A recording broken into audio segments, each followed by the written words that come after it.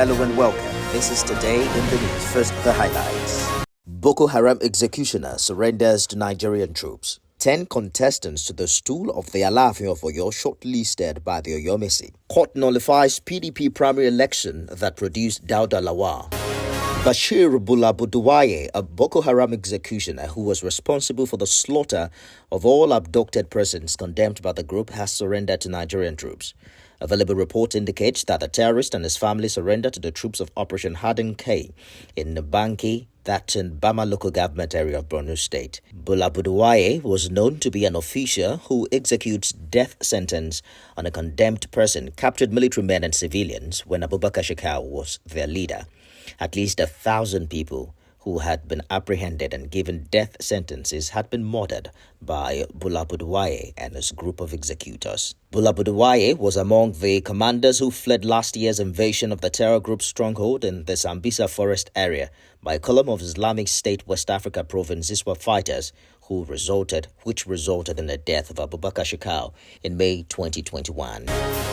10 contestants to the stool of the Alaafin of Oyo have been shortlisted by the Oyo Mesi, who are the kingmakers in the Asian town, to undergo further screening. Head of the Oyo Mesi, who's also the Bashorun of Oyo, High Chief Yussuf Ayoola, disclosed this after all the 65 initial contestants had been interviewed. The disclosure was contained in a statement by the Director of Media and Publicity to the Alaafin of Oyo, Bode Durojaiye, on Friday, September 16, 2022.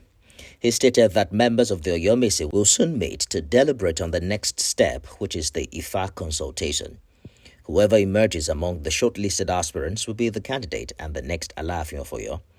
The choice of the oracle is expected to be presented to the Oyo State Governor, who will now crown him officially as the Alaafin after performance of traditional rites. A federal high court sitting in Gusau, the Zamfara state capital, has nullified the primary election of the People's Democratic Party held on May 25, 2022 that produced Dauda Lawal as the party's governorship candidate ahead of the 2023 general election. Dauda Lawal was declared winner of the election after defeating 3 other aspirants. The aspirants, Ibrahim Shehu Gusau, Wadatao Madawaki and Aliyu Afiz Mohammed, had in June filed a suit challenging the emergence of Dauda Lawal as winner of the election. They cited alleged irregularities, inconsistencies, fraud, breach of party's constitution, provisions of electoral acts, among others, as reasons for seeking an outright nullification of the exercise.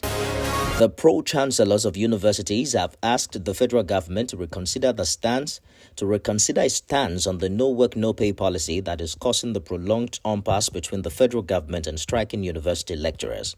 They made this demand when they met President Muhammadu Buhari at the State House in Abuja. The pro-chancellors were led to the meeting by Professor Nimi Briggs.